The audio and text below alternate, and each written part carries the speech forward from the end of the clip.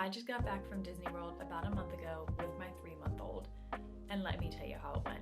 It was magical, it was chaotic, it was emotional, it was 100% worth it altogether. If you're wondering whether you should take an infant to Disney World or not, I'm gonna break it down for you. I'm gonna tell you what worked for us, what did not work, any feedback that I have, and I'm gonna tell you why it's worth it, why you can do it, and why you shouldn't be scared. Hi there, dreamers. My name is Julie. I am a new girl mama to my sweet baby, Chloe Bell. She is now 4 months old, but she was 3 months old. This was our first Disney trip as a family of 3, so I just wanted to take some time, sit down, and talk to you face to face. Let's share all the good, some little tips that I may have learned, and let's talk through it because everybody says, don't take kids to Disney, and I 100% disagree with it, and keep watching to learn why. I want to talk about what it's really like to take a baby to Disney, parent to parent, the good, the bad, everything in between. I don't have highlight reels. This is just going to be real life advice, real life experiences that I'm going to share, and I hope you stick around and I hope you learned something. So, was it worth it? In short answer, like I said, yes. But it wasn't because everything was perfect, and it wasn't because everything went flawlessly. It was more so those little magical moments that happened that I will never be able to repeat, right? Like, you can't go back. Everything's going to be different for any trip. So, magical moments. Seeing Chloe Bell smile at Snow White. She met Daisy as her first character, and she interacted great. Pirates of the Caribbean was her first ride. All little things like that I wouldn't get any other way. So I grew up going to Disney 2 times a year. I have a lot of milestones that happen there, and I knew this was going to be a huge part of my daughter's life. So here we are, and I have no regret. The magic came in small moments for me. Smiling at Snow White. She played peekaboo with Jasmine. Mickey Mouse sat down at our table at Topolino's. Pluto gave her special attention in the lobby, and I snuggled with her in the fireworks. We watched fireworks from the beach. We played on the grass. We had fireworks dessert packages, all those things in between that I always dreamed of doing with my child, and I finally got to do them. Was it exhausting? Of course. Were there times where we were like, what are we doing? Sure. But that doesn't change the overall feeling and how we would totally do it all over again. It's a very different kind of trip, and it is so special. So I just want to give you a little bit of background on the trip. So we checked in May 18th and we checked out May 24th. We actually were going to check out May 23rd, but because of a flight delay that day, we ended up extending our stay 1 additional night. So May 18th to the 24th ended up being our final trip. We did most of our stay at Disney's Caribbean Beach. We did 1 night at Pop Century and then 1 night at Art of Animation. Art of Animation was the extended night. The last night we actually got pixie dusted. We stayed in a Finding Nemo family suite, 10 out of 10. That's a whole other story if you wanted to know about the rooms and stuff, but that's where we stayed. We are out-of-state annual pass holders, so we park hop and we visit every park every time. We had dining reservations from Topolino's. We did Hollywood Brown Derby, the Fantasmic package. We did the Spice Road Table fireworks package. What else? Flying Fish, nicer dinner at the Boardwalk Resort, all things like that. Also want to mention, like I said, being out-of-state pass holders, we are able to take things a little slower. So we have a little bit more flexibility with the trip because we know we're coming back X amount of times that year. So keep that in mind. That does add a little bit of difference. So let's talk packing, because packing is obviously the first thing that you're going to do after you book your trip and you're like, okay, I'm taking my baby.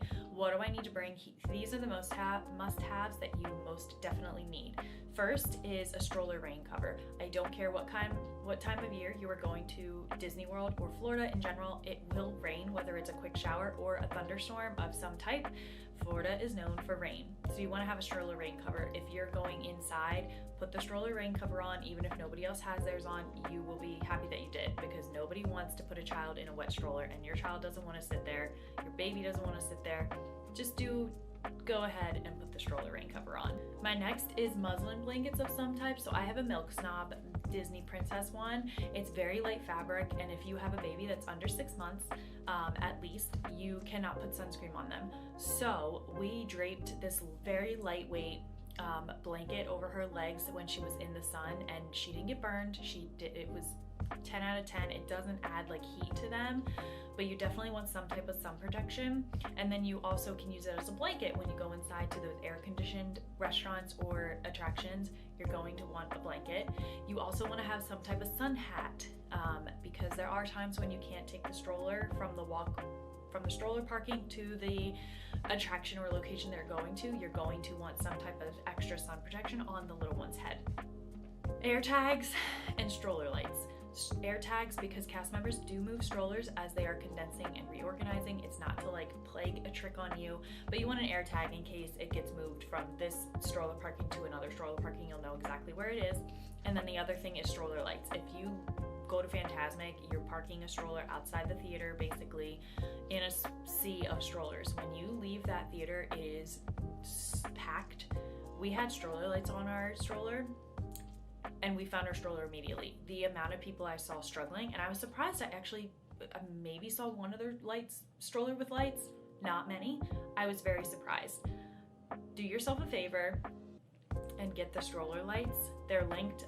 Everything that I can link, I will link down below for your convenience. Take advantage of them. And of course, all your nuances, right? Like diapers, wipes, a changing pad, like a portable changing pad to use on top of changing pads in all the restrooms, and loveys, like things that make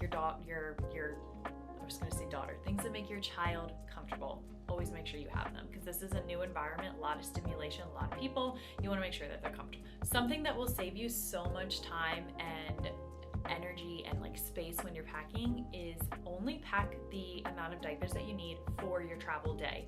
So if you're traveling at 6 a.m., you're going to get to the resort at, I don't know, let's just say 10:30 a.m. and you have an Instacart delivery, or you're stopping at a store, or however you're doing it, you don't need to pack like a whole box of diapers, right? Like take the sleeve that you need, or however many, 6, 7, 8, to get through those few hours.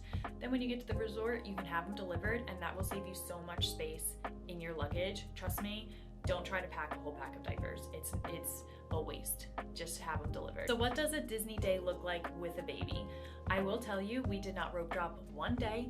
We followed Chloe's schedule. So she would wake up, she would feed, and then most likely she went back to sleep almost every single day, and that's fine. We got up and got ready, and then we would get her ready last. Like we let her relax and just take her time. There was no reason to rush to any of the parks. There's not really big ticket items that you need to rope drop when you have an infant anyway, so it works out. She napped in the stroller, which was phenomenal. I know not everybody's children will do that, but if your baby will, it's a huge win. And we just found shaded areas. We found locations that we could just like walk if she was napping and we were like, I don't want to take her out of the stroller to go on this ride or show or whatever it is. Just walk around, go to stores, go to like if you're in Animal Kingdom, go to animal trails, things like that to keep your baby in the stroller and then in the shade. Some days we stayed until park closed, some days we did not. It kind of just depended. We would, again, follow Chloe's lead. If she was in a really good mood, really taking it all in, like sure, we'll stay a little bit longer, but if it felt kind of pushing it, we went back to the room, called it a night, would relax in the room, put on Mickey cartoons, anything like that. And that was fun too. You're creating memories no matter what you do, so just enjoy and do what you can. Honestly, as a Disney travel planner, I went into this pretty confident. I went into this with I had done a lot of research, and I've helped families plan with babies, so I kind of knew a lot of the tips and tricks. But one thing I will say that we learned the second day there, and this is pretty much anywhere, right? But just because a wait may say 5 minutes and you're like, if baby needs to eat in, I don't know, let's just say 20 minutes, and the wait says 5 minutes, don't chance it. Feed the baby, get the baby 100% ready before you get in a line for 5 minutes, because I guarantee you, because you're in that time constraint, it's going to take longer than 5 minutes to get through that line. So that's something that we learned very quickly. We made the mistake one time and that was it, and then we got on board with let's not chance it, it's not worth it. And it's funny, it's a small world. So we kind of joked like, is she really upset because she's hungry, or is she upset because, you know, the song that plays over and over? But no, it is like, it's important, and it will make a difference between your baby's mood and your mood and everyone around you. to just be aware and again, follow your baby's lead. Your baby may not be speaking, may not be walking, may not be crawling. Follow their lead no matter what it is. I also want to mention about strollers. So I've talked about strollers a lot.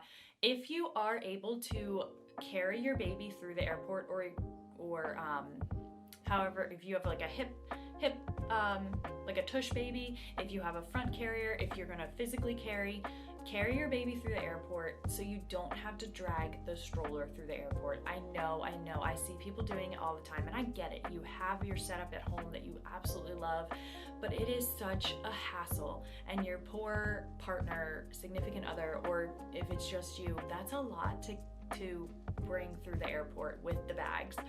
Rent a stroller. There are so many companies at the Disney parks, whether it's the Disney parks themselves, which I don't recommend, but in a pinch, you know, it is what it is. But there are so many stroller recommendations, and I have two that I recommend. Scooterbug is who we went through, and I'll put their link down below, but you can also use Kingdom strollers. I'll put them down below. Anything like that. Scooterbug is great. They drop the stroller off at Bell Services. You don't even have to be there.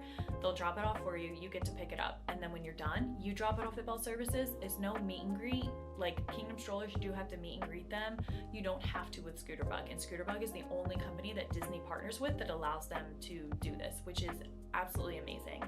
So definitely rent your stroller. Do your research and find out which one works for you and what style you want. There's more than just those two companies that I mentioned, but those are the main ones that I typically hear about. And I gave Scooterbug a try, and I'm so thankful. We will be using them again on our next trip. And the next thing that I also want to mention is your transportation. So from the airport to the resort, there are a lot of options. There are shared shuttles like Mears Connect. There's Uber, there's Lyft, there's other types, there's private transportation all over.